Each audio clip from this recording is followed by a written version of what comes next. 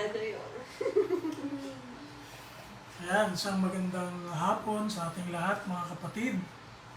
Isa na naman pong araw ng linggo ang ibinigay sa atin ng ating Panginoon upang tayo po ay magkatipon-tipon, sumamba sa kanyang pangalan, sa Espiritu at katotohanan. Tayo po ay magsipakinig ng kanyang salita na siya pong nagbibigay sa atin hindi lang ng buhay, kundi ng kapayapaan sa puso at pagpapalakas ng pananampalataya.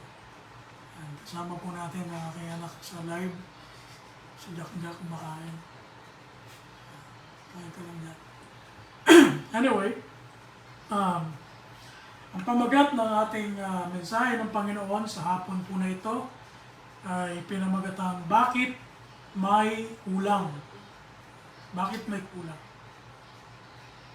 At alamin natin kung bakit ang Diyos, bagamat siya ay puno ng biyaya at puno ng kapangyarihan at walang imposible sa Kanya. Subalit, bakit hinahayaan ng Diyos na ang tao nagkakaroon ng mga pagkukulang? At ano yung mahalagang parte o mahalagang dahilan kung bakit ang tao nagkakaroon ng pagkukulang. Kasi meron palang advantage sa ating mga tao ang pagkukulang. Sa ibang mga tao, lalo na sa mga hindi Kristiyano, mga kapatid, ang pagkukulang ay isa sa kanilang kabawasan, isang kalugihan sa kanila, isang pangit na pangyayari sa buhay nila. Subalit sa atin na nakakakilala sa Panginoong Yesus, na tayo ay inuutusang tumulad kay Christ na ating Panginoon na tagapagligtas, na siya nung siya'y nabuhay, bagamat sabi ng Biblia ay namuhay siya parang karaniwang tao. Hindi siya namuhay na parang si Herodes, hindi siya namuhay parang si Emperador Cesar. Kaya tayo rin naman, ng mga tagasunod ng ating Panginoon, ay kinakailangan sumunod doon sa pamumuhay na nakita natin nang siya ay nabuhay dito sa lupa. Ayan. Pagpatuloy tayo. Maikling lang ito mensahe para ma-remind tayo sa mundo na puno ng mga tao na mapanghangad, puno ng mga tao na hindi masatisfy sa kanilang buhay, puno ng mga tao na ang laging hinahanap ay kayamanan dito sa lupa. Kaya mga kapatid, alamin natin at sariwain natin sa ating sarili, sa ating isip, kung bakit may kulang sa buhay natin. At inayaya ko pong gamitin natin ang Biblia natin mga kapatid at buksan natin sa aklat po ng Pilipos sa Kapitulo 4, talatang 11 hanggang 12. Ulitin ko, Pilipos, Kapitulo 4, talatang 11 hanggang 12. Pakibasa niyo nga po. Hindi sa nagsasalita ako ng dala ng pangangailangan, sapagkat aking natutunan ang masiyahan sa anumang kalagayang aking kinaroroonan. Marunong ako magpakababa, marunong din ako magpakasagana. Sa bawat bagay at sa lahat ng bagay ay natutunan ko ang lihim sa kabusugan, at maging sa kagutuman, at maging sa kasaganaan, at maging sa kasalatan. Ayan.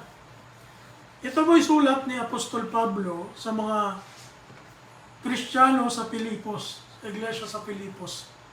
At makikita natin dito kung paano pinaliwanag ni Pablo sa mga Kristiyano roon yung pagiging content. Yung pagiging kontento. Kasi kahit tayo naging Kristiyano na, hindi pa rin tayo makakatakas sa mga bagay na nandito sa lupa. Kasi nandito tayo sa lupa eh. Kailangan natin ng pera, kailangan natin ng pagkain, kailangan natin ng damit, kailangan natin ng tirahan, kailangan natin ng mga bagay na ginagamit natin dito sa lupa.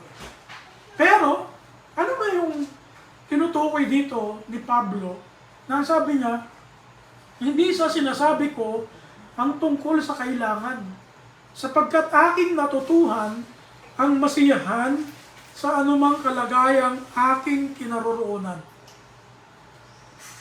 It's about yung kalalagyan o yung kalalagayan. Hindi, pag sinabing kontento, hindi pinag-uusapan lagi material na bagay.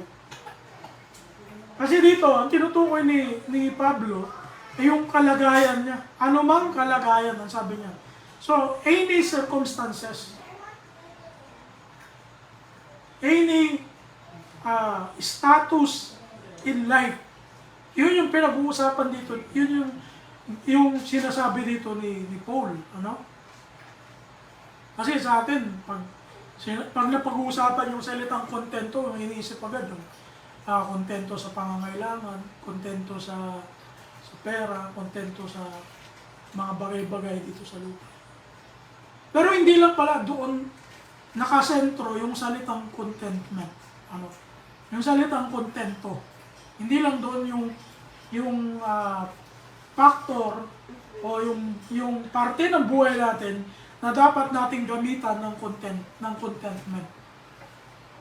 Ngayon, balik tayo doon sa tanong. Bakit hinahayaan ng Diyos na may kulang sa ating buhay? Ano yung mga kulang sa buhay natin? Meron tayong tatlong bagay na dapat malaman sa hapon po na ito. At nais ng Diyos na malaman natin ito upang sa gayon, makatakas tayo sa kasalanan ng pag-iimbot. Kasi pag-iimbot ka, baliktaran niya ng kontento. Pag nag-iimbot ka, meron ka na, gusto mo pa yung iba.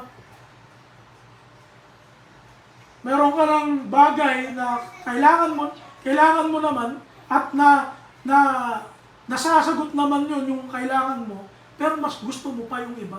Mas gusto mo pa yung bago. Mas gusto mo pa yung mas unique. Diba? Mas patok. Mas latest. Mas sikat. Mas latest. O mas latest. Diba? Kaya, ano ba yung dapat maisip natin, mga Kristiyano, sa bagay na ito? Kasi maraming nahuhulog ng mga tao dito. At ako naniniwala ko kahit noon tayo ng mga bata pa. Isa tayo sa mga taong katulad nito. Kasi nga yung mga taga-Pilipos, hindi sila nakalusot eh. Kaya nga sinabi ni Paul sa kanila yun. Yung pagiging satisfied. Yung pagiging content. Kasi, siguro yung iba sa kanila, hindi pa rin kontento. Hindi pa rin satisfied. Number one, rason, bakit hinayaan ng Diyos na mayroong kulang sa buhay natin? Number one, para hindi tayo magtiwala sa sarili natin. Para hindi tayo magtiwala sa sarili natin, of course. Kasi kung nasa atin ang lahat, minsan doon na bumabagsak ang tao. Pag nasa kanya ng lahat, wala na siyang kailangan sa buhay. Pati ang Diyos, hindi niya na kailangan sa buhay niya. The only time na ang Diyos kayang punuin niya ang buhay natin kapag mayroong kulang sa buhay natin. Hindi na pupunuin ng Diyos ang buhay ng tao, puno na. Tama? Kaya, hinayaan ng Diyos na magkaroon tayo ng pagkukulang sa buhay natin. Hindi lang sa material, minsan sa emosyon. Di ba? Hindi tayo laging masaya. Kulang. Minsan, may time na parang hindi satisfactory yung buhay.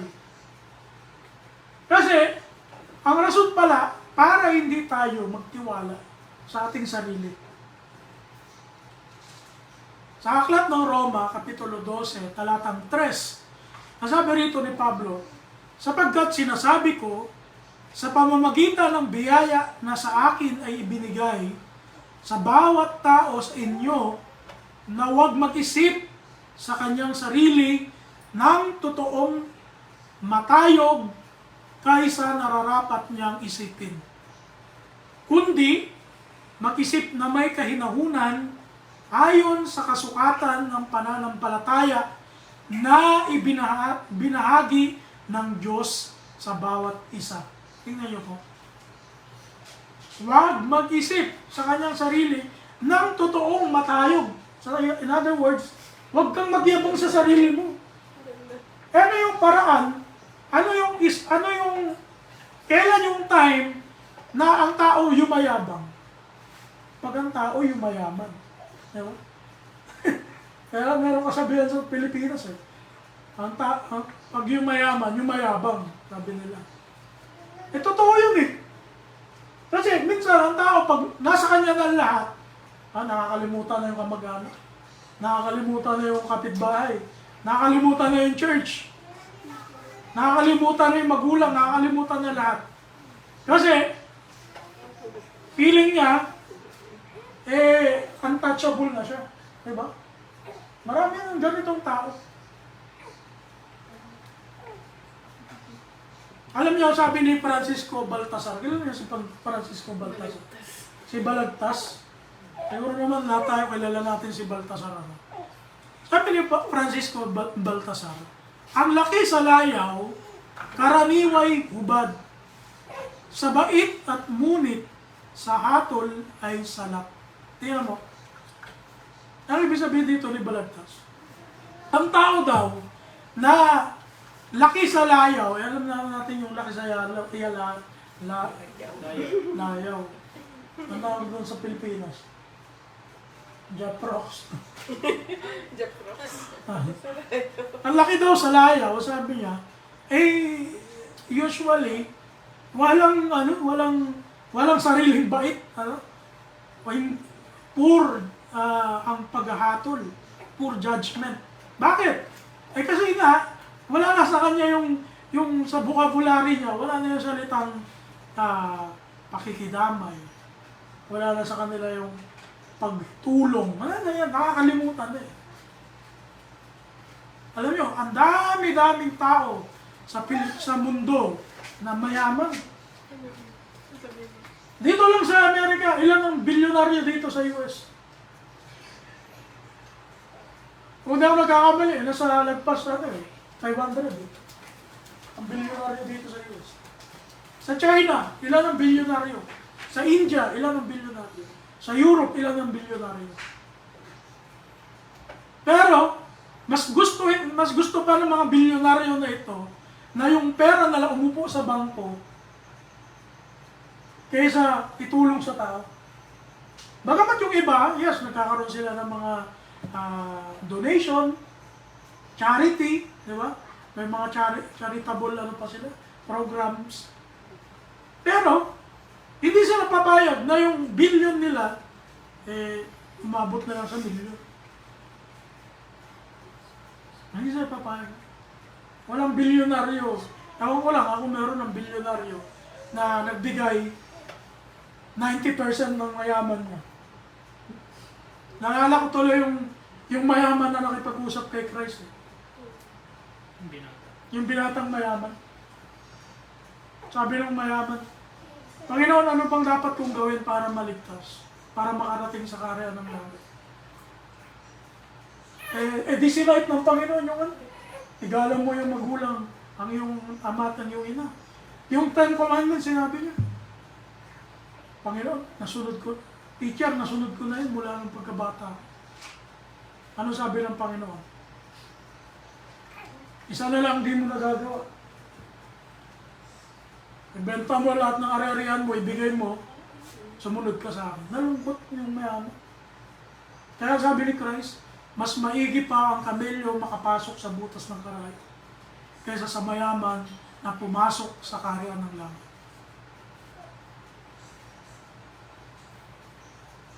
Ano yung mga karaniwang bagay na nagkukulang ang mga tao?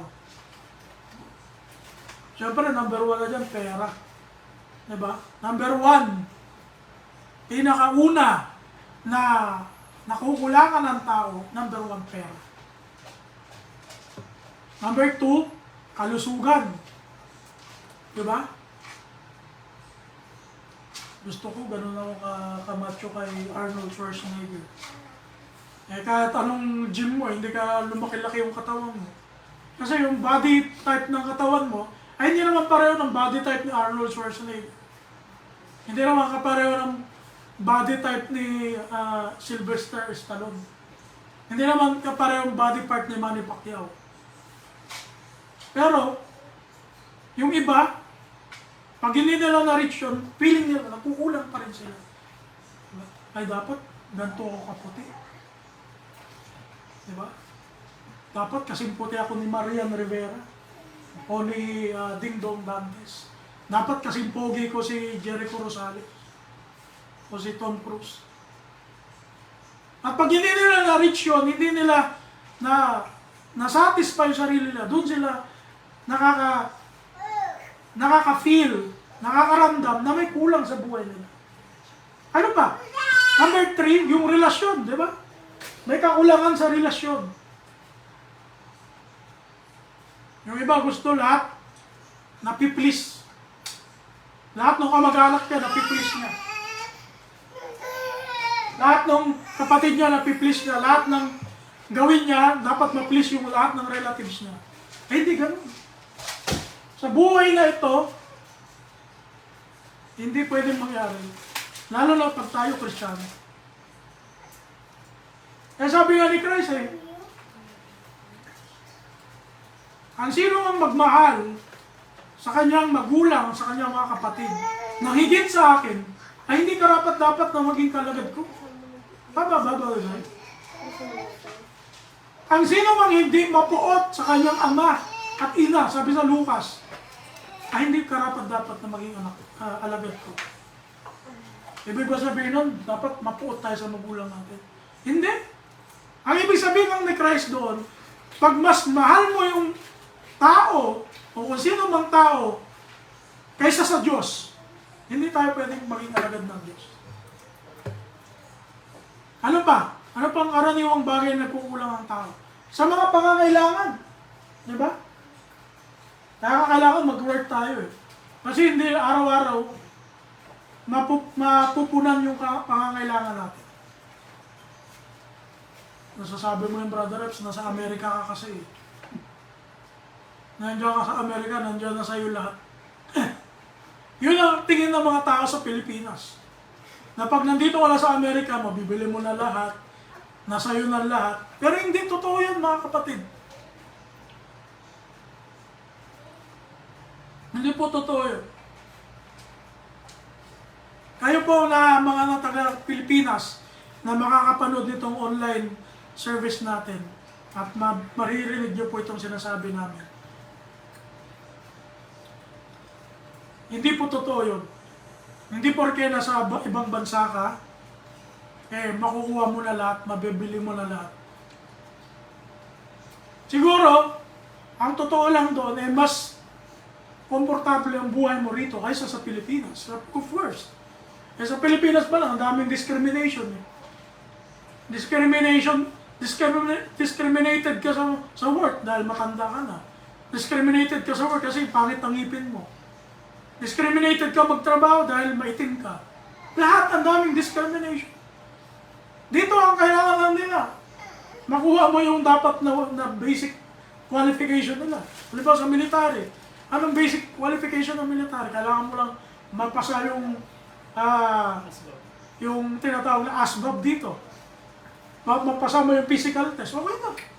Eh sa Pilipinas, bago ka makapasok ng military, kailangan 5'5 ka muna. Eh paano kung di ka na 5'5 sa height? Eh kahit gusto mo mag-military, kahit anak ka pa ng general, hindi ka pwedeng makapasok kasi 5'4 ka lang. Diba? Ang laki ng discrimination sa Pilipinas. Kahit ang puti-puti mo, ang ganda ng itsura mo, pangit naman ngipin mo, hindi ka pa rin pwedeng mag-sail. Bakit? Sasabihin nung nag-hire, magpa-postiso ka muna ng ngipin bago ka pumasok sa atin. Kaya mo yun. Kaya, huwag nating idahilan, dyan kasi sa Amerika, lahat, magagandang trabaho niya. Dito sa Pilipinas, pangit. Eh kasi nga, ang tindi ng discrimination dun eh. Pero anyway, yun yung point natin. Ito yung mga bagay na nagkukulang yung tao. Number 1, pera. Number 2, kalusugan. Number 3, relasyon. Number 4, pangangailangan. Ang sabi sa ikalawang Korinto, Kapitulo 12, talatang 10, ganito ang sinasabi. Kaya nga, ako'y nagagalak sa mga kahinaan, sa mga pagkaapi, sa mga pangangailangan, sa mga pagkakausig, sa mga paghihinagpis dahil kay Kristo, sapagkat pag ako ay mahina, ako nga'y malakas. For when I am weak, I am strong, ang sabi ni Paul. Alam niyo, masasabi lang natin ito pag tayo nagpapasakop kay Kristo.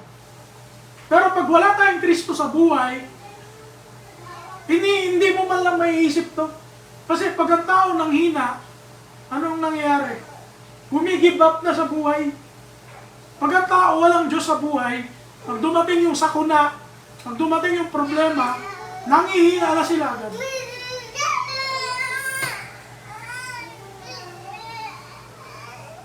Pero si Pablo, ang sabi niya, bilang alagad ni Kristo, pag ako'y mahina, ako'y malakas.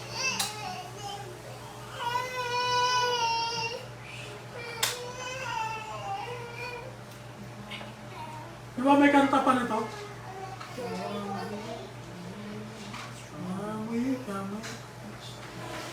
When I'm poor, I know I'm rich. All things are possible. Kasi totoo to eh.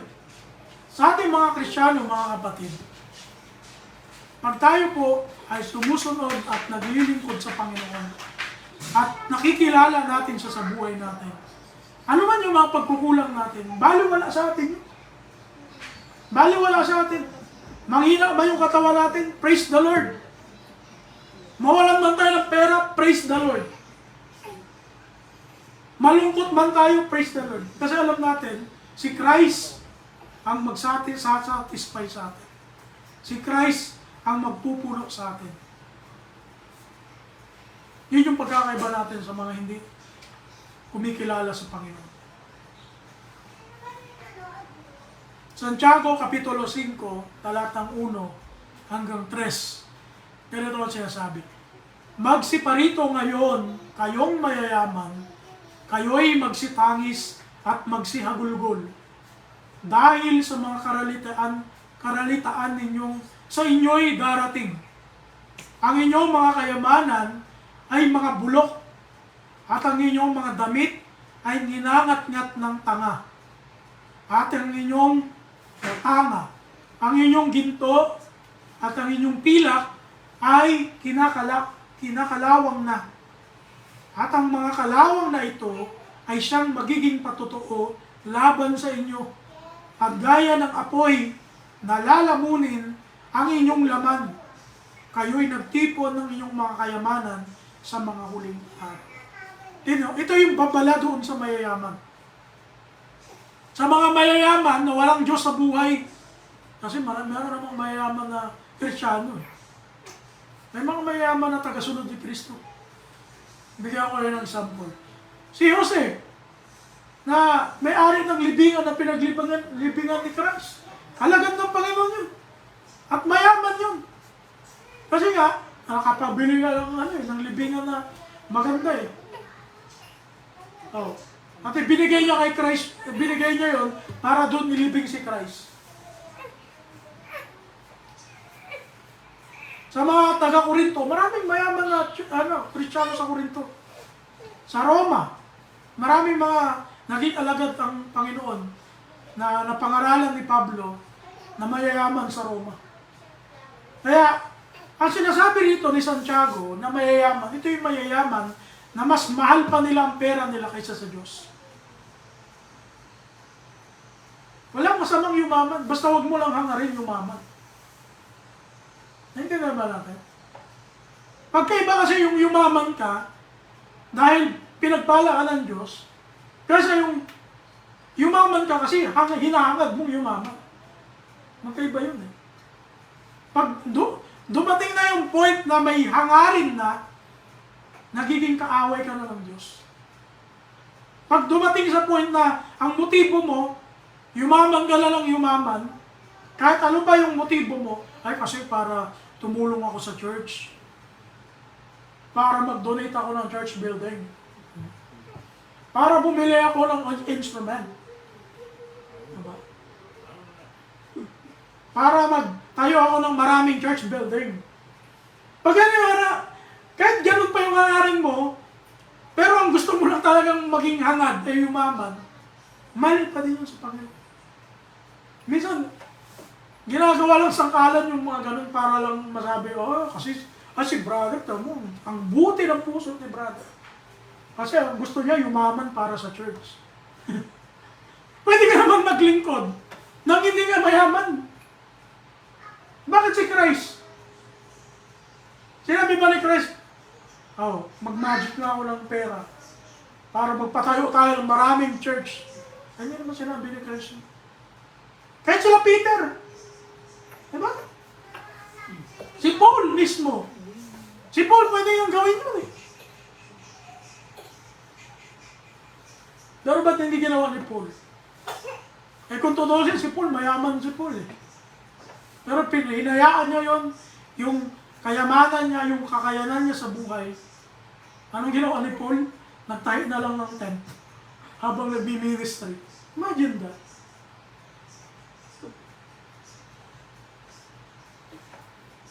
Luke chapter 6 verse 24 hanggang 25. Ang sabi rito, datapwat sa aba ninyong mayayaman, sapagkat tinanggap na ninyo ang inyong kaaliwan. Sa aba ninyo, mga busog na yon, sapagkat kayo'y mga gugutom. Sa aba ninyong nagsisitawa ngayon, sapagkat kayo'y magsisitaghoy at magsisitangis. Kaya minsan, nakakatakot din yung sobrang tawa ng tawa, yung good time ng good time. Ang mga tao ngayon, gusto yun yung laging hinahanap eh. Good time. Kaya nga pati mga Kristiyano ngayon, nadadamay na eh. Pati mga lalo na yung mga kabataan Kristiyano, nadadamay. Ang gusto, pag fellowship, good time man. Tama? Kaya umate ng fellowship kasi gusto good time. Kaya kahit walang pera, sabi ng president ng fellowship, mga kapatid, mag-donate po tayo ng ganito para ma-reach po natin ang pera, 500,000 pesos. Eh, yung mga kabataan naman, sige, maganda yung fellowship na yun. Eh kahit nga, pamasahe papunta school, wala ka na eh. Imagine that. Para lang masatisfy yung mga good time, yung gusto nilang gawin. Pero pagkatapos naman ng fellowship, wala na. Back to normal. Back to sin. Diba? Nangyayari ba to? O hindi. Nangyayari. Back to immorality. Back to lying.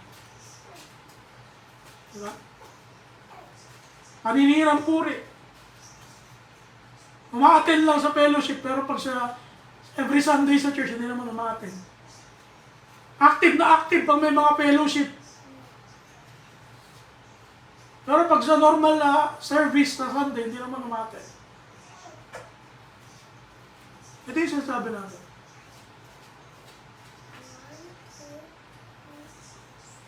Ang tunay na Kristiyano, hindi naghahangad ng mga bagay ng higit sa kailangan. Alam niyo na nagturo si Christ ng prayer, ang sabi niya, ibigay mo sa amin ang aming pangangailangan. Bakit? Kasi alam ni Kristo, may pangangailangan ng tao. Pero, ang nagiging problema sa tao, pag ang tao naghahangad ng higit sa pangangailangan. Ano tawag doon? Ano yung tawag doon? Sisimula sa letter L. Layo. Layaw, pwede. Sumunod, letter U. Ha? You? Ang laksurang galing ni Mama. Pero Tagalog na eh. Luho! Ayun. Pero tama rin si Mama, luxury eh. Amerikano na kasi si Mama. Luho, ano? Layaw, luho, luxury. Yung mga bagay na hindi naman kailangan. Pero gustong-gusto natin. May cellphone ka na. Hindi, gusto ko yung cellphone na pwedeng pangkaskas ng yelo. May sapatos ka na, si Imelda Marcos. Hindi na satisfy, ang daming sapatos. Siya ang pinakamarami. Siya yung tao na na-record sa history na pinakamaraming sapatos. Tingnan mo yan. Kaya pag ang ibang bansa, pag pinag-uusapan Imelda Marcos, ano yung mark sa kanya? Ang taong maraming sapatos. Bakit? Doon siya nakilala eh. Doon siya nakilala eh. Kaya mo yan. E tayo kaya. Maging kontento tayo. Yun yung pangalawang rason. Yung una, bakit hinayaan ng Diyos na meron tayong pagkukulang? Una, para hindi tayo umasa sa ating sarili. Pangalawa, para matuto tayong makontento. This is so basic. Diba? Napaka-basic tong rason. Napaka-basic tong katotohanan. Pero ang daming tao nakakalimutan ito. Nakakalimutan maging kontento. Sa Hebreo, Kapitulo 13, talatang 5, pakibasa mo nga, Brother Sai. Mangilag kayo sa pag-ibig sa salapi, magkasiya kayo sa inyong tinatangkilik. Sapagkat siya rin ang nagsabi, sa anumang paraan ay hindi kita papagkulangin, sa anumang paraan ni hindi kita pababayaan. Tingnan niyo po, napakaganda ng pangako ng Panginoon.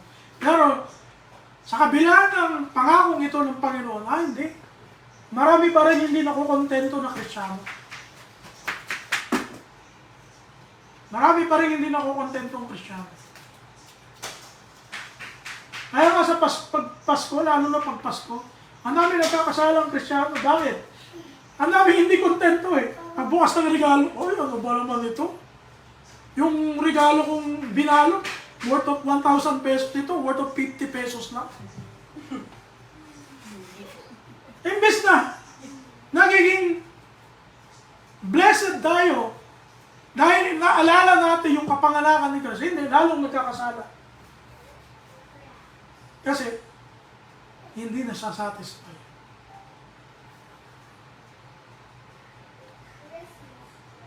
Sa church, naparaming ganito. Ano ba naman tong church na to? Ang init-init, walang aircon. Ang pangit-pangit ng decoration. Ang pangit nung tawag dito, kurtina sa harapan. Ang pangit ng pastor. Ay, yun ang pinakapangit na comment eh. Ang pangit naman ng pastor nyo. Ang pangit na magsalita, ang pangit pa ng mukha. Nakakaasiwa. Oh. Hindi masatisfy, hindi makontento. Buti na lang ako eh. Awa ng Panginoon, hindi ako naging pogi. Hindi naman, totoo naman talaga. Tayo eh, para lang tayong hindi tayo pinanganak na napakagandang lalaki. Salamat sa Panginoon. Imagine mo, kung ikaw na naging napakagwapo sa buong mundo, eh baka hindi ka na Kristyano nga. Baka model ka na ng naglalaki ang company. Diba? Baka model ka na hindi ka lang nagmo-modeling. Baka kung ano-ano nang ginawa sa'yo. Kulang na lang, nakahubad ka na. Imagine mo. Mga ilag kayo sa pag-ibig sa salapi, mga kasya kayo sa inyong tinatangkilik. Ano man yung status natin sa buhay? Meron ka man, sakto lang, ipagpasalamat natin sa Panginoon. Huwag na tayong maghangad ng mas higit pa sa binibigay sa atin ng Panginoon araw-araw. Bakit tayo tinuturuan ng Panginoon? Tayo na naging Kristyano na, bakit tayo tinuturuan ng Panginoon na maging kontento? Kasi, alam niyo bakit? Nature ng tao, hindi makontento. Nature yun ng tao eh. Normal sa tao yun. Kaya nga dapat, pag Kristyano ka na, tinatanggal mo na yung normal sa katawan mo. Yung magiging Kristyano, nawawala na yung normal sa'yo, yung nature mo. Nawawala na yung nature mo magsinungaling. Nawawala na yung nature mo magiging mapanibugo. Nawawala na yung nature mong mapag-imbot. Nawawala na yung nature mong hindi makontento. Sa Biblia, sabi sa Ecclesiastes chapter 1, verse 8, lahat ng mga bagay ay puspos ng pag-aalapaap, hindi maisasaysay ng tao. Ang mata ay hindi nasisiyahan ng pagtingin, ni ang tainga man ay nasisiyahan sa pakikinig. Kaya pati pala tenga ng tao hindi nasisiyahan. Hindi lang mata, pati tenga. Dahil ang tao ay karamihan, mahilig sa chismis. Nakarinig lang ng konting, anong pinag-uusapan niyo dyan? Hindi masatisfy. Yung mata ng tao, di ba? Sabi sa Kawikaan 27:20, ulitin ko sa aklat ng Kawikaan 27:20, ang sabi rito, ang siyol at ang kapahamakan ay hindi nasisiyahan kailanman. At ang mga mata ng tao ay hindi nasisiyahan kailanman. Tingnan mo yan. Sabi ni Solomon, kung paano daw yung libingan hindi nasasatisfy. Kasi nga, libingan eh. Pag namatay, may lilibing na naman. Diba? Sa Pilipinas na, patong-patong doon yung mga libingan eh. Kasi hindi natatapos, may namamatay at may namamatay. May nililibing at may nililibing. Ganon din daw, ang mata ng tao, hindi nasisiyahan, hindi nasasatisfy. Ang tanong, exempted ba tayo dito? Hindi ano. Kasi tao tayo. Kaya tayo tinuturuan ng Panginoon makontento kasi alam ng Panginoon na ang mata ng tao hindi makontento. Kaya pag may Kristo na tayo sa buhay, nakokontrol na natin yan. Nakakita tayo ng mas magandang bagay. Uy, ganda naman ito. Sana all. Pero, maalala mo, ay, Kristyano pala ako. Hindi ko na, ayoko nang hangarin yun. Nakakita ko, nanonood ka YouTube. Ang sarap ng pagkain, sana all. Eh, naalala mo, wala pala akong pera sa bangko. Saka na lang. Diba?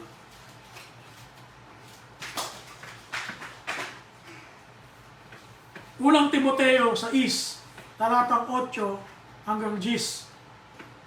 Ang sabi rito, ngunit kung tayo ay may pagkain at pananamit, ay masisiyahan na tayo doon. Datapwat ang mga nagsisipagnasang yumaman. Tingnan nyo, tingnan nyo pa yung salita, nagsisipagnasa. Ibig sabihin, meron talagang nasa, merong motibo, may goal. Ano? Na yumaman. At sabi rito, ni Pablo kay Timoteo, datapwat ang mga nagsisipagnasang yumaman ay uhulog sa tukso. Sino tayo nahuhulog sa tukso? Yung nagnanasang yumaman. Sana manalo ako ng loto. Magkano na bang loto na? Ang daming Krisyano, gano'n na. Yung iba, worst case scenario, nagtataya pa ng loto. Hindi mapakali. Matutulog ka na lang, ano kayang lumabas na sa loto? Oh, hindi lang wedding, hindi lang loto, wedding pa. Ano, marami na sa Pilipinas, may pogo pa. Diba? May mga games na ngayon na kikita ka eh. Oh, mga online games. Diyan na ginagamit ni Satanas para tuksohin ang mga tao. Para lilangin ang mga tao. Kaya sabi ni Paul kay Timothy, datapwat ang mga nagsisipag-ngasang yumaman ay sabi niya, ay mahuhulog. Hindi future tense. Present tense, nangahuhulog. Nahulog ka na. Nahuhulog ka na. Nagnanasa ka pa lang, nahuhulog ka na. Hindi ka palang mahuhulog, nahulog ka na. Kapag tayo pala, naisip na natin yun, natutokso na pala tayo.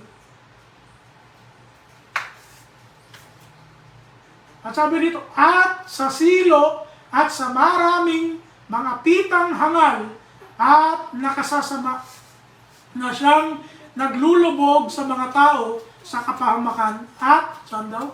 Kamatayan. Tingnan mo yan. Ito yung sinasabi na, there is a way that seems right to a man, but in the end, it leads to death. But in the end, it leads to death. Akala namin, simpleng yaman lang. Diba? Nasa napalaki mo ng napalaki, na yumaman ka ng yumaman, yung pala magiging mitya ng buhay. Kaya nga mayaman, kahit mayaman na sila, hindi pa rin sila satisfied. Kasi, mayroon akong may $1 million. Ano kaya magandang business? May $1 million, nag-iisip pa ng anong business para mapalaki niya yung pera niya. Imagine mo yan. Sa ikli ng buhay ng tao dito sa lupa, yun at yun ang iniisip ng tao na mayaman. Nasabi rito sa verse 10, sapagkat ang pag-ibig sa salapi ay ugat ng lahat ng uri ng kasama. Brother Reps, hindi ko naman iniibig ang salapi. Gusto ko lang ng pera, pero hindi ko naman love. Ganun din yun. Ang pera kasi hindi yung ginugusto. Tama? Ang pera, ginagamit, hindi ginugusto. Iba kasi yung gusto sa ginagamit. Sabihin natin, Brother Reps, ibig mo sabihin, ikaw ayaw mo ng pera. Ayaw ko talaga ng pera. Pero bakit ako nagtatrabaho? Kasi kailangan ko ng pera. Magkaiba yung gusto mo ng pera, magkaiba yung kailangan mo ng pera. Kaiba yun. Ang sabi rito, nasa pagnanasa ng iba ay nangasinsay sa pananampalataya. Tingnan mo, ito yung nakakatakot, no? Na pag tayo, mas focus na tayo dito sa pera, mas focus na tayo dito sa mga pansamantalang bagay dito sa buhay dito sa lupa. Ang mangyayari sa atin, sabi ni Pablo, nangasinsay. Ibig sabihin, nawala, lumayo na sa pananampalataya. Nawawala ka na sa pananampalataya. At tinuhog ang kanilang sarili ng maraming mga kalumbayan. Totoo yun. The more na may pera ka, mas malumbay ka. Wala kang peace of mind. Wala kang peace of ng sarili mo. Wala kang kapayapaan. Bakit? Ay, inisan mo lang yan. Baka may magnakaw. Ilang rehas na nakapalibot sa bahay mo. May grill, may rehas pa, may screen pa. Mayroong pang aso sa labas. May bodyguard ka pa. Pero ang sabi ni Christ, huwag kayong mag-impok ng kayamanan di sa lupa. Sapagkat dito'y may kalawang, may tanga, may magnanakaw. Kaya kahit ganong ka-secure yung pera mo, meron pa rin magnanakaw niyan. Discontentment is Satan's doctrine to separate us from God's peace. Tandaan natin. Discontentment is Satan's doctrine to separate us from God's peace. Anong patunay?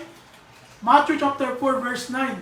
Nang tinukso ni Satanas si Christ, anong sabi ni Satanas kay Kristo? At sinabi niya sa kanya, lahat ng mga bagay na ito ay ibibigay ko sa iyo. Ang yabang ni Satanas, no? Alam mo naman talaga siya may-ari.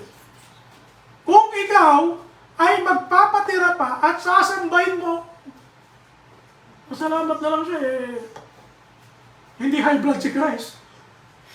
Baka kung may high blood si Christ, baka sabi, pumunta ka doon sa kalaliman, ngayon din. Pero hindi. Ano sabi ni Christ?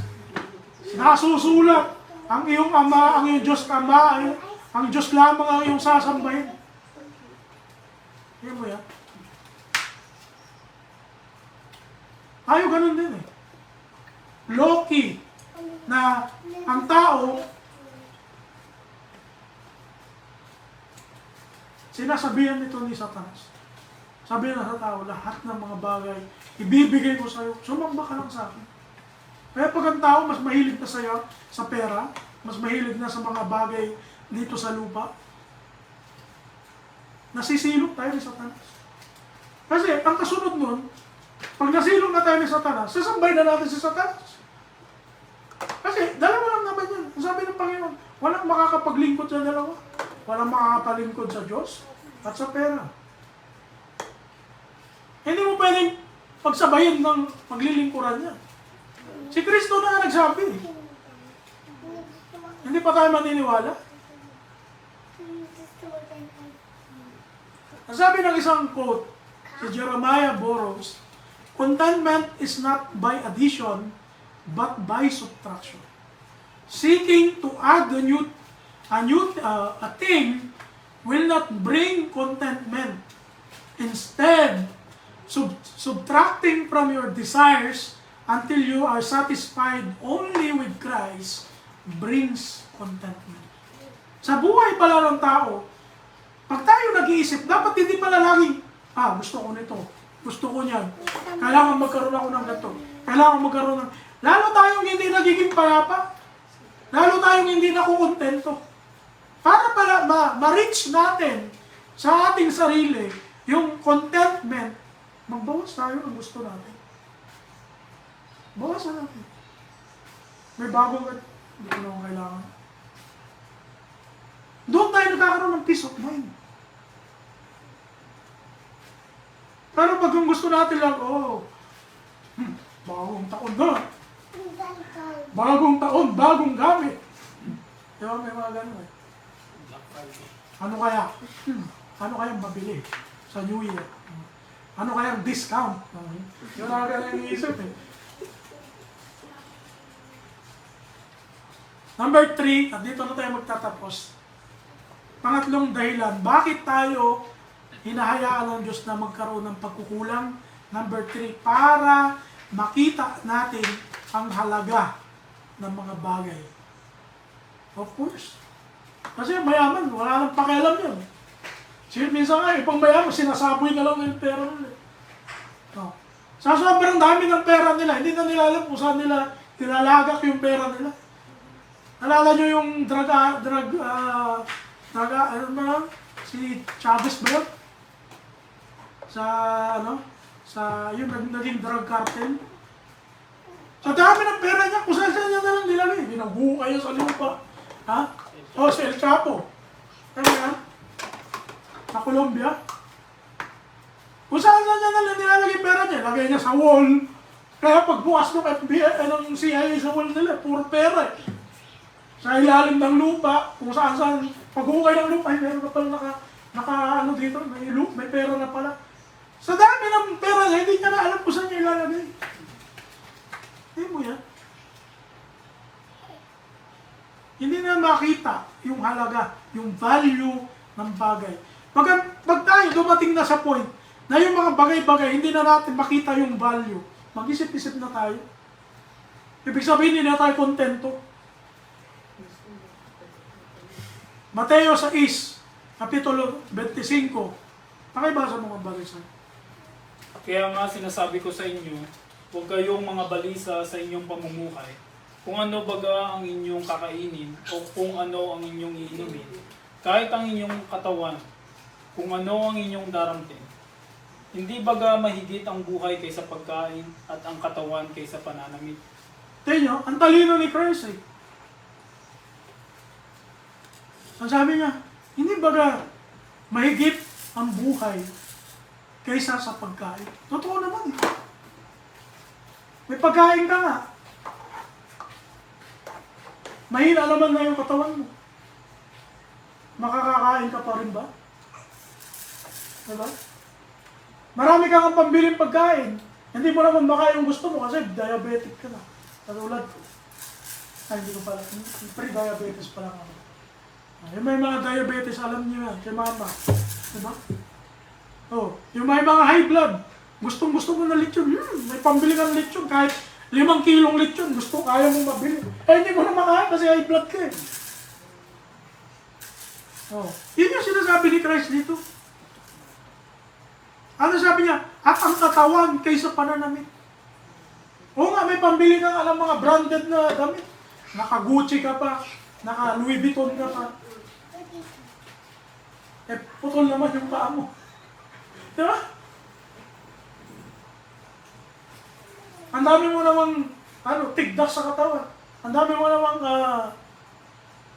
ang dami dito yung, buni sa katawan. Wala rin. Bali, wala din. Alam niyo yung unsatisfaction, yung unsatisfied heart, it is the oldest sin in the Bible. Ito yung pinakaunang naging kasalanan ng tao sa Biblia. Nung panahon ni Adan at Eva. Bakit? Si Eva, hindi na satisfy. Naman, ang ganda, siguro, ang ganda-ganda ni Eva, ipagin mo yun. Siya pinakaunang babae na likha ng Panginoon. Kung sino siguro pinakamagandang nabuhay na babae sa mundo, walang kakumpang-kumpara kung ikukumpara kay Eva. Pero anong sabi ni Satanas sa kanya? Kung ikaw kumain ng bunga na ito, magiging para kayong mga Diyos. Aba, nagkaroon tuloy ng imagination si Eva. Sabi ni Eva, wow. Amazing. Gusto kong ma-experience yun. Kaya anong ginawa niya? Tinaas niya ang kanyang kamay, pinitas yung bunga, hindi niya lang pinitas. Kasi sabi, huwag nga kayong pupunta ron, sabi ng Panginoon eh. Eh hindi lang siya pumunta, pumitas pa siya, kinain niya pa. At hindi pa yun. Binigyan niya rin si Adan. Yun yung pinaka-oldest sin sa Bible. Kaya huwag tayong masyadong pakampante sa sarili natin. Oh, hindi. Kristyano na ako. Marunong na ako makontento. Eh, paano biglang isang araw nakakuha tayo ng pera na hindi natin naasahan? Tingin natin, makukontento pa rin kaya tayo. Dumating yung time na nagkaroon tayo ng limpak-limpak na pera na hindi na tayo magkaugaga kung saan natin dadalhin. Kasi hindi naman imposible yun. Halimbawa, nagdadrive kayo, naglalakad ka, bigla kang may nakita ng maleta. Pagbukas mo, $1 million. Oh, nagulat ka ngayon, windang yung isip mo. Ano nangyari sa akin? Kanino kaya ito?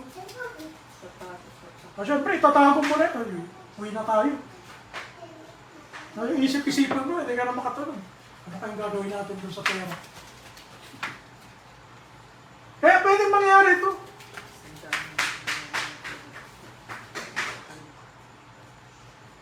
Ano ang mga bagay na mas mahalaga sa buhay ng tao? Katulad kanina, yung sinabi ni Christ, mas mahalaga yung buhay, mas mahalaga yung katawan. Dito, binigay ko dito sa screen, buhay versus bahay. Kasi meron to nangyayari to, tama? Laki-laki ng bahay, wala mo nakatira. Ano sila nakatira dyan? Yung yung taga-Amerika. Ay, ang nakatira, gagamba. Tsaka butingi. Kasi, pinagyayabang lang yung bahay, hindi naman talaga ginagamit. Buhay versus bahay. Mas mahalaga yung buhay. Katawan versus damit. Napag-usapan na natin yan kanina. Dignidad versus kasikatan. Yan, minsan, dami nahulog dito. Mas binibigyan nila ng value yung kasikatan nila. Lalo na ngayon, yung mga nagso-social media, wala na silang pakialam. Basta sumikat lang nila. Wala na silang pakialam. Basta kung yung content nila peke, basta ang mahalaga, marami silang viewers. Dignity versus faith. Minsan, ang dami na nilang nasasaktan, nasisira na yung dignidad nila. Wala, okay lang. Basta sumikat lang. Basta magkapera lang ako. Sa kauli-ulihan, pera pa rin ang dahilan. Pananampalataya versus makamundong kasiyahan.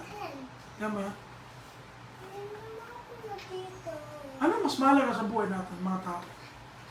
Buhay na walang hanggan o buhay na natatapos? Mateo 10, talatang 29 hanggang 31. Oh. Ang sabi rito, hindi ba ipinagbibili ng isang beles ang dalawang maya? At kahit sa isa sa kanila'y hindi mahuhulog sa lupa, kundi pahintulot ng inyong ama. Datapwat, maging ang mga buhok ng inyong ulo ay pawang bilang na lahat. Huwag nga kayong mga takot, kayo'y lalong mahalaga kaysa sa maraming maya. Ang ganda, no? Ang ganda ng sinabi ni Christ. Kita niyo mo, ang dami ng ibon sa mundo. Pag hindi niloob ng Diyos na mahulog yun sa lupa, hindi sila mahulog sa lupa. Ang sabi ng Panginoon, mas mahalaga pa naman kayo kaysa sa maraming maya, kaysa sa maraming ibon. Ito, minsan gawin natin itong encouragement sa buhay natin. Pag tayo nang ihina, pag tayo namumroblema. Gawin natin, isipin natin ito. Mas mahalaga pa ako sa ibon. Mas mahalaga pa ako sa hayop. Mas mahalaga pa ako sa puno. Matthew chapter 16, verse 26. Sapagkat ano ang pakikinabangin ng tao kung makamtanin niya ang buong sanlibutan at mawawalan siya ng kanyang buhay? O ano ang ibibigay ng tao na katumbas ng kanyang buhay? Yan mo yan. Naalala nyo? Ito yung challenge ni Satanas. Ibibigay ko sa iyo lahat ng narito kung ikaw ay sasamba sa. Sinagot ni Christ. Ano yung pakikinabangan natin kung makamtan man natin ang buong sanlibutan? Wala. Kung ang kapalit naman ito buhay natin, ito mas mahalaga pa rin yung buhay natin. Kaya, ang tunay na nakakakilala kay Kristo ay mas hinahanap siya kaysa sa alinmang bagay. Ay mga Kristiyano, dapat ang hanapin natin si Kristo. Wala nang iba. Filipos 3:7 hanggang 8. Gayunman ang mga bagay na sa akin ay pakinabang ay, ano sabi ni Pablo? Hinari kong kalugihan alang-alang kay Kristo. Oo nga, at lahat ng mga bagay ay inaari kong kalugihan dahil sa dakilang kagalingan ng pagkakilala kay Kristo Jesus na Panginoon. Na alang-alang sa Kanya ay tinis ko ang kalugihan ng lahat ng mga bagay at inari kong sukal. Ano yung sukal? Dumi. Ano? Inari kong sukal lamang upang tamuhin ko si Kristo. Pag ito hindi natin prinsipyo sa buhay, hindi tayo tunay na Kristiyano. Kasi ang tunay na Kristiyano, ganito ang prinsipyo niya sa buhay. Ang priority natin, si Kristo.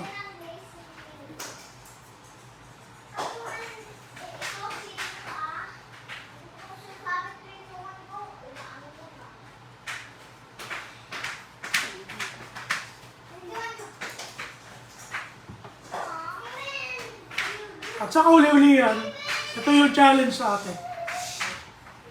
Masabi ko po rito, be satisfied Be content and you will see the value of things in life. Para makita natin yung kabutihan ng Panginoon, para makita natin yung halaga ng buhay natin, makita natin yung halaga ng mga bagay sa buhay natin, matuto po tayong makontento. At mapasalamatan natin ang Panginoon sa mga pagkukulang sa buhay natin. Lord, thank you. Kasi may kulang sa buhay ko. Thank you, Lord.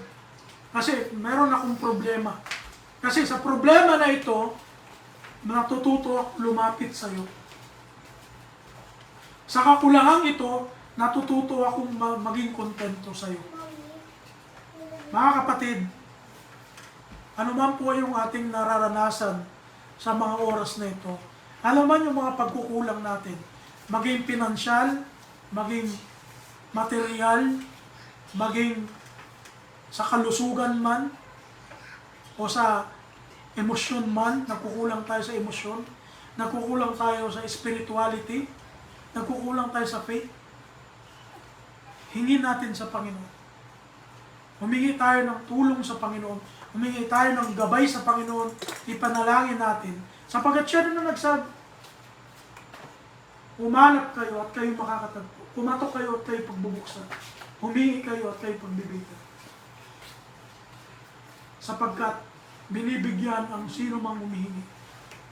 Pinagbubuksan ang sino mang kumakatok at nakakahanap ang sino mang tumitingin.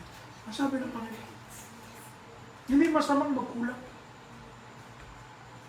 Mas maigi na magkulang kaysa mapunuan tayo ng mga bagay at ang kulang sa buhay natin ang Diyos. Purihin ang Panginoon sa hapon po na ito.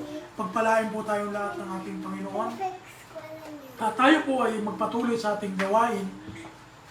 Tayo po ay dumako sa ating communion. At awitin po natin ang ating communion song. Pangunahan po tayo ni Brother Cyrus mamaya sa ating Bible verse at panalangin.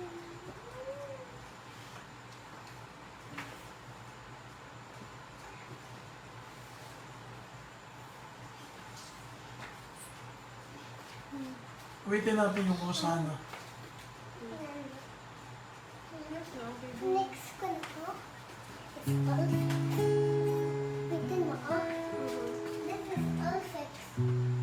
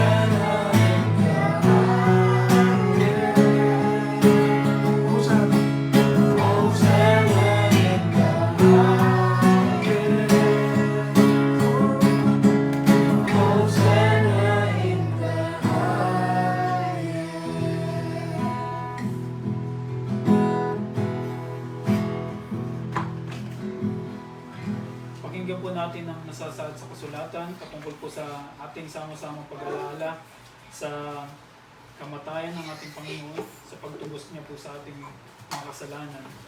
Sabi po dito sa Matthew chapter 26, verses 26 hanggang sa mga sumusunod. Habang sila'y kumakain ay dumampot si Jesus ng tinapay, pinasbasan niya ito at pinagputol-putol, at ibinigay sa mga alagad at sinabi, "Kumuha kayo, kainin ninyo. Ito ang aking katawan." At kumuha siya ng isang saro at nang makapagpasalamat ay binigay sa kanila na nagsasabi, "Uminom kayong lahat nito, sapagkat ito ang aking dugo ng tipan na nabubuhos dahil sa marami sa ikapagpapatawad ng mga kasalanan. At sinasabi ko sa inyo, mula ngayon ay hindi na ako iinom ng katas ng ubas na ito hanggang sa araw na iyon na inumin kong panibago na kasalo ko kayo sa kaharian ng aking Ama." Tayo po masama-sama. Imuko at manalangin. Manaming Diyos na makapangyarihan ka po sa lahat. Papasalamat po muli kami sa mga oras na ito na muli ay pinabuklod mo kami sa tahanan ito upang sama-sama ka namin masamba sa Espiritu at sa katotohanan.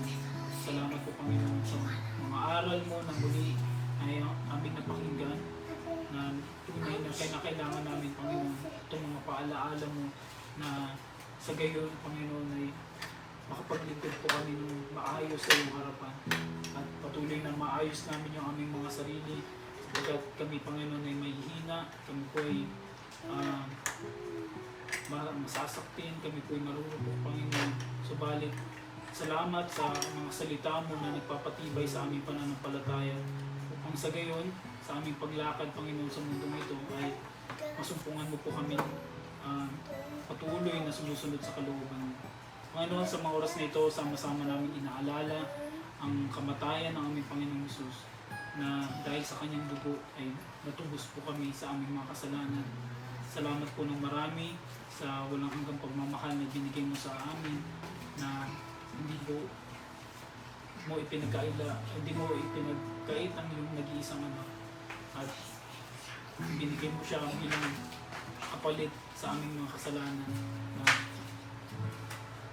kung maaari kami po yung dapat makakaranas ng mga hirap lalo higit na kamatayan ng dinanas ng aming Panginoong Hesus. Subalit, yung pagmamahal mo ay walang hanggan. Hindi namin talos ng aming mga puso, ng aming isip. Kaya walang hanggan yung pasasalamat namin sa iyo, Ama. At sa oras na ito, Panginoong Hesus, naalala namin ang kayong kamatayan at ang iyong sakripisyo sa amin upang kami magkaroon ng buhay na walang hanggan. Salamat sa pagmamahal mo, niyakap mo kami hanggang sa kamatayan.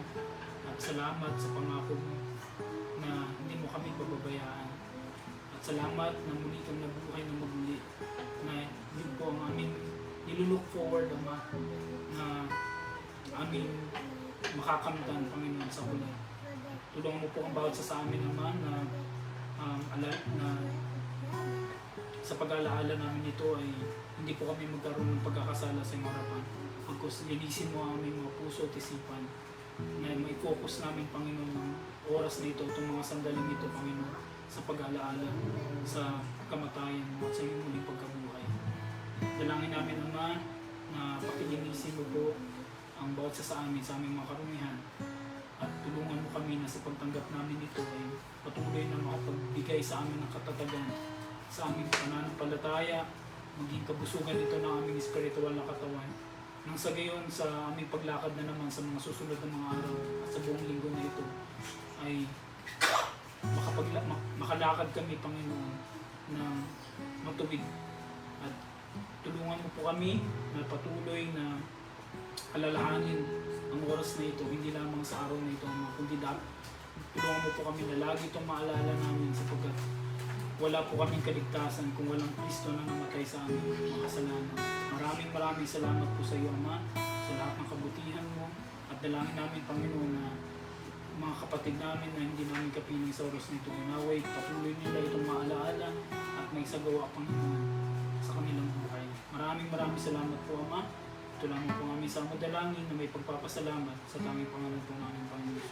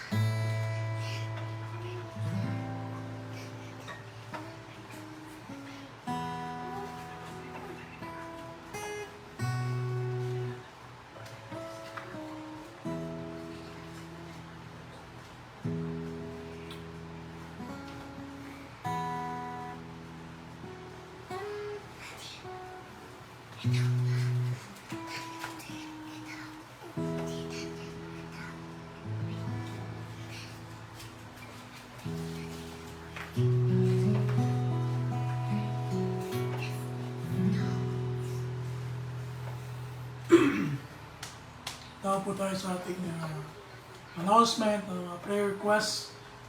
Ayan, ang dami nanonood. God bless po sa inyo, Sister Alpha. Nanonood si Alpha. Sister Vivian, ayan. Melito, Magsalang, ayan. Kay Tita Jocelyn, Sister Malu, at sa Sister Letty, God bless po sa inyong panonood at sa patuloy na pagsubaybay sa ating ganitong gawain. Sa ating announcement, happy birthday kay Sister Joyce. Ayan. Happy 18th birthday. Ayan. At sa mga may birthday pa, sa darating na mga araw, si Brother James, birthday niya sa November 30.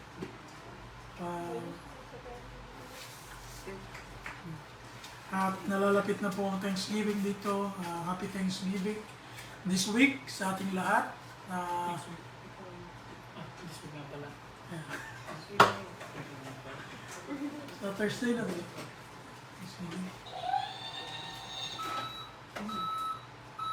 Si Papa doon sama sa prayer. Sama natin si Father Pat sa prayer.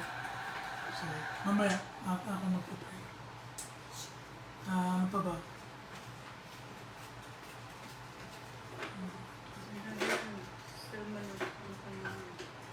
Yan, sina Nanay Malu, sama natin sa prayer. Sister Letty. Sino kayo babalik sa Nanay Miling? Nanay Miling.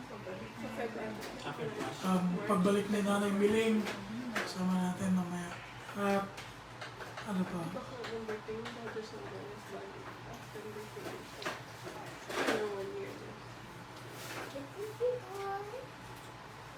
nalalapit na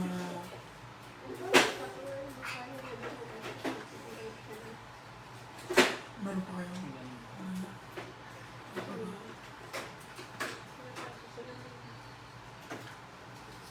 Si Imboy, sama natin.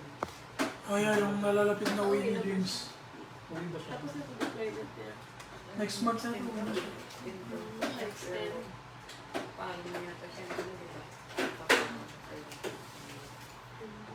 Sa mga kapatiran natin sa Bangang Talingay, sama din natin sa prayer.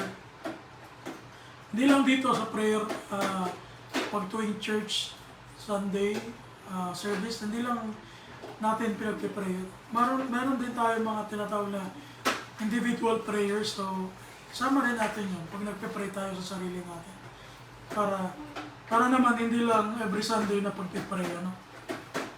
At kung meron po kayong mga halimbawa, mga prayer na gusto nyo pong hindi publicly sabihin, pwede nyo rin po sabihin sa akin, sa mga kapatid po natin, para may pag-pray natin o privately.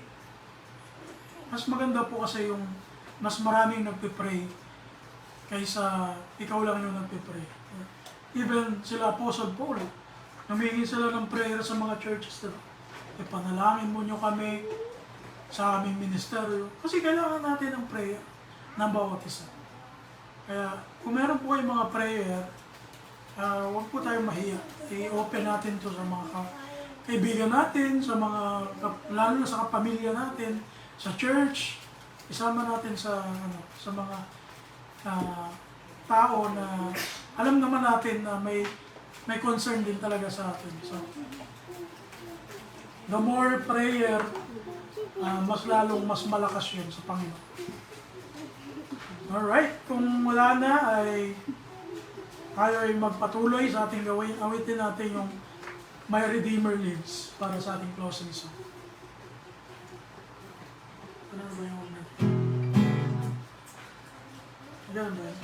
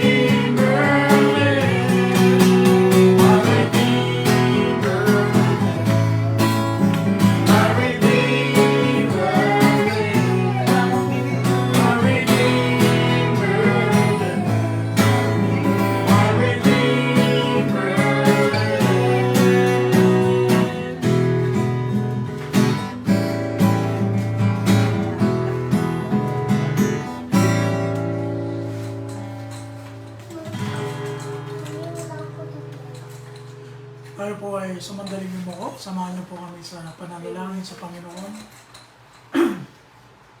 Dakila namin Diyos na makapangyarihan sa lahat.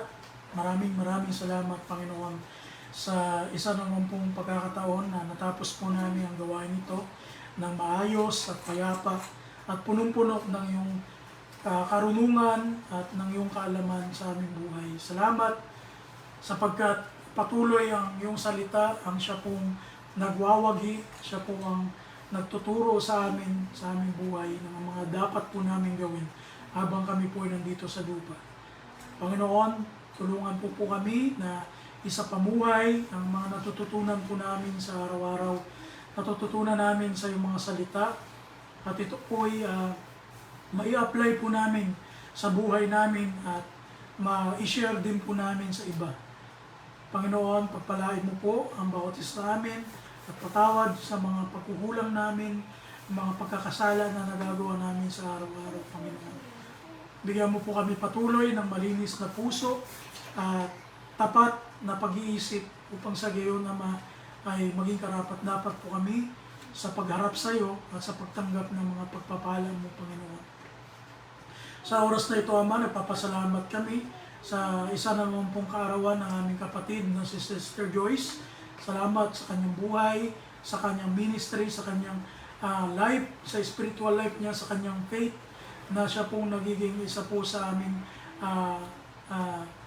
ehemplo, Panginoon, na inyo pong pinapakita sa amin. Salamat sa kanyang buhay, Panginoon, at patuloy na pagpalain mo po ang kanyang buhay, ang kanyang pamilya, ang kanyang mga anak. At nawa po, Panginoon, patuloy mo silang bukulurin ng iyong pag-ibig, ng iyong katotohanan, ng iyong kapayapaan sa kanilang mga buhay. At ikaw po, nawa ang patuloy na gumamit sa kanila, sa kanyang buhay, na maging daluyan ng mga pagpapala mo, hindi lamang ng material, bagkus lalong higit ng mga espiritual na pagpapala. Hindi lamang sa iglesia mo, Panginoon, lalong higit sa kanyang pamilya na nasa Pilipinas, Panginoon. Gamitin mo po siya at ang kanyang asawa, si Brother Sai, ang kanilang mga anak, na magliwanag sa mundong ito at matuloy na maging asin at ilaw ng sanlibutan ito. Gayon din po, Panginoon, ang pinapasalamat po namin ang darating na birthday po ni Brother James sa November 30. Salamat sa aming kapatid po na ito na iniingatan mo patuloy na ginagamit mo kanyang buhay sa kanyang munting pamilya sa Pilipinas, na siya pong ginagamit po, Panginoon, upang maging haligay ng kanilang tahanan. Salamat sa kapatid po namin na ito, hindi lang sa laman, kundi sa aming spiritual na kapatid. Patuloy mo nawa siyang ingatan sa kanyang deployment, Lord, sa kanyang mission, Lord, doon sa Mediterranean Sea. Patuloy mo nawa silang ingatan doon sa kabila ng giyera na nangyayari sa Israel ngayon. At patuloy rin naman na nilalapit namin ang mga kapatid namin na hindi po namin nakapiling sa oras na ito dito po sa San Diego. Patuloy mo nawa silang ingatan, sila Nanay Malu, sila Nanay Letty, at ang iba pa po namin kapatiran na hindi po namin nakakasama. Patuloy mo silang samahan at ingatan ang kanilang mga struggle sa kasalukuyan na hinaharap, Panginoon. Ikaw po nakakaalam nito. Lalo na po si Nanay Malu. Ikaw na po ang siya patuloy na magpalakas sa kanyang pananampalataya, sa kanyang buhay, at sa pagsunod niya sa iyo. Dalangin po namin na samahan mo po siya sa kanyang buhay at gamitin mo ang iglesia mo dito sa San Diego upang maging lakas niya po, Panginoon. Dalangin din po namin si Nanay Letty, kanyang mga anak, at patuloy mo silang pagpalain, Ama, at tulungan mo na sila po ay manumbalik sa iyo, patuloy na makaalala sa iyo, Panginoon, at gamitin mo ang iyong lingkod upang daluyan ang iyong mga mensahe na ikapagpapaalala ng kanilang pananampalataya. Ganyan po, Panginoon, patuloy namin nilalapit sa iyo ang buhay ni Brother Pat sa Pilipinas, sa kanyang pangunguna po roon sa Bangantalinga Church. Dalangin po namin na patuloy mo siyang gamitin at palakasin, Panginoon, ang kanyang katawan at ano po yung karamdaman na kanyang nararanasan ngayon. Patuloy kami na sama-sama na lumalapit sa iyo na magkaroon po siya ng kalusugan na maayos At kung ano man po yung nararamdaman niya ay pagalingin mo po siya nawa sa iyong pangalan. At gayon din po, Panginoon, sa mga kapatid po namin na may mga karamdaman ngayon, ay ikaw lamang po ang nakakaalam kung ano yung mga sakit nila. Ay ikaw po nawa ang makapagpagaling sa kanila sa pamamagitan ng iyong mapagpalang kamay, nilalapit namin sila sa iyo, Panginoon. At ngayon din po, Panginoon, ang nalalapit namin mga plano na pag-uwi sa Pilipinas. Ikaw nawa po, Panginoon, ang manguna rito, at ikaw po ang, kung lulubin mo na matuloy po ito, ikaw po ang siyang manguna sa mga plano ito, Panginoon. Ganyan po, Panginoon, sa nalalapit na paglilipat po nila Brother Sai ng tahanan. Pangunahan mo po ito, at ikaw po nawa ang siyang magbigay sa amin ng lakas upang sa gayon ay maayos po ang paglilipat nila, Panginoon. At ganyan po sa mga bagay na hindi po namin nababanggit sa aming panalangin dito. Ikaw po nakakaalam, Panginoon, ng aming mga puso, nakakatalos ng aming pag-iisip, at nilalapit po namin ito sa iyo. Ikaw nawa po ang maging ilaw namin. Ikaw po ang magturo ng aming mga dapat gawin sa araw-araw naming mga desisyon sa buhay. At salamat din, Ama, sa mga kapatid po namin at sa mga hindi kapatid na nanonood ng Sunday service, online service na ito. Nawa po ay gamitin mo ang mensahe mo na ito upang makaabot sa kanilang puso, makaabot sa kanilang isip, at ito po ang humipo sa kanila. Sa mga hindi pa po nabautismo na mga tao na nanonood nitong service na ito, Panginoon, gamitin mo ang mensahe mo na ito upang ma-realize po nila ang kaligtasan mo, makita nila ang iyong kabutihan, ang iyong kapangyarihan, at sa gayon ay magsisi sila at tanggapin ka, Panginoon, sa bautismo sa tubig, O Diyos. Salamat ng marami kay Nanay Meling na nalalapit na pagbabalik niya po rito, na pakingatan mo po siya at pakisamahan, Panginoon, at makarating po siyang ligtas dito, magkasama-sama kami. Muli, nilalapit namin ang lahat sa iyo. Papasalamat kami sa lahat ng bagay, sa mga pagpapala mo sa aming buhay. Ang lahat ng ito, Ama, ay aming dinadalangin na may pasasalamat sa pangalan po ng aming Panginoon Hesus na makapangyarihan sa lahat. Amen. Tanggapin po natin ang pagpapala ng Panginoon. Ngayon doon sa makapag-iingat sa inyo mula sa pagkatisod, sa inyo'y makapag-aharap ng walang kapintasan na may malaking galak sa harapan ng kanyang kalawalatian sa isang Diyos na ating tagapagligtas sa pamamagitan ng Jesucristo na ating Panginoon, ay sumakanya nawa ang kalawalatian, ang karangalan, ang paghahari at ang kapangyarihan sa kauna-unahang panahon at ngayon at magpakailanman. Siya nawa.